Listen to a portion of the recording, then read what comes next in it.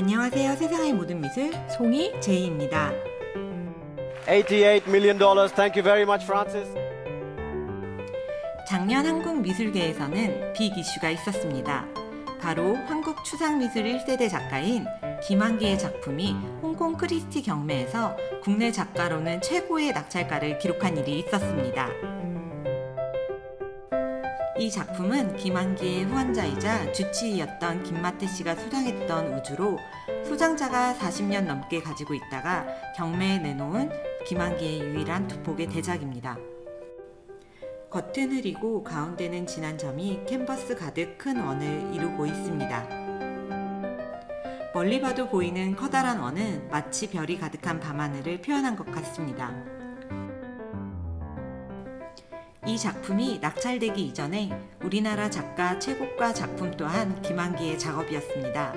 국내 작가의 경매 최고 낙찰가 탑10의 작품 중 김한기가 9점을 차지할 정도로 김한기의 인기와 예술성은 뛰어납니다. 오늘은 김한기 작가에 대해 알아보도록 하겠습니다. 김한기 화백은 1913년 전라도 신안에서 태어났습니다. 윤현기, 청명기 작품의 배경이 된 안자도 곳곳에는 현재 그의 작품이 벽화로 표현되어 있는데요. 일본, 파리, 뉴욕 등을 다니며 명성을 떨쳐도 고향을 자주 그렸다고 합니다.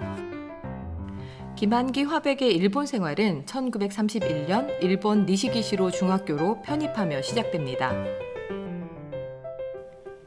2년 후인 1933년 일본 예술학원 미술부에 입학하여 화가로서의 시작을 알렸습니다. 당시 유럽에서 귀국한 유학파 후지나 스구지와 도고 세이지 등에게 지도를 받아 자연스럽게 입체파와 미래파의 화풍을 사사받았습니다. 1935년 가을 일본 이과회에 처음 출품한 종달새 노래할 때라는 작품이 데뷔작으로 꼽힙니다. 작품에서 인물의 입체적 표현이나 드라마틱한 배경의 처리는 당시 유행하였던 큐비즘과 미래파의 모습을 강하게 드러내고 있습니다. 이 작품에 대한 언급은 따로 찾아볼 수 없으나 해방 전 서울에서 친교가 있었던 일본 시인의 제2의 고향이라는 시의 내용에 각인되어 있습니다. 1937년 일본 유학을 마치고 귀국한 김한기는 유영국, 문학수, 이중섭 등과 단체를 결성하며 한국 추상미술의 시작을 알립니다. 특히 그는 우리나라 고유의 다랑아리에서 큰 영감을 받아 많은 그림을 그렸습니다. 다랑아리를 좋아했던 김한기는 성북동에서 생활하던 시절 수집한 다랑아리를 마당에 놓고 감상하기를 좋아했다고 합니다. 하지만 한국 전쟁으로 인해 부산으로 피난을 가게 되며 바다, 천막, 여인 등을 통해 피난 시절을 표현하는 작품들을 남기기도 합니다. 1956년 화가로서 더 큰 도약을 위해 김한기는 프랑스 파리로 유학을 갑니다. 유학 시기 중에도 항아리, 십장생, 매화 등 우리 문화를 기본으로 한 추상 정물화 작업을 하며 이후에는 고국 산천의 모습으로 그림을 발전시킵니다. 이는 작가 스스로가 정체성과 예술 세계를 확고히 갖고 있기 때문이라고 생각되는데요. 영혼의 노래의 경우 도자기, 학, 전통적인 산, 꽃의 문양 등의 지극히 한국적인 요소들을 추상화시켜 표현했다는 것을 알 수 있습니다.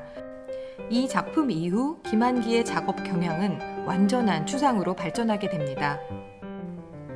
1959년 한국으로 돌아온 김한기는 산, 달, 구름 등을 주요 소재로 한국 자연을 푸른빛과 간결한 추상화로 표현하였는데요.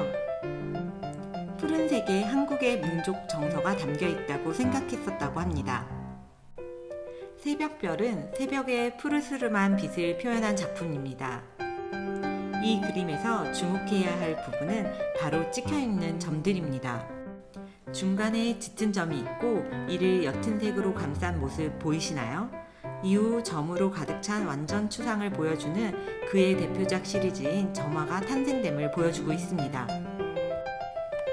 1963년 상파울로 비엔날레 참석 후 김한기는 미국행을 선택합니다.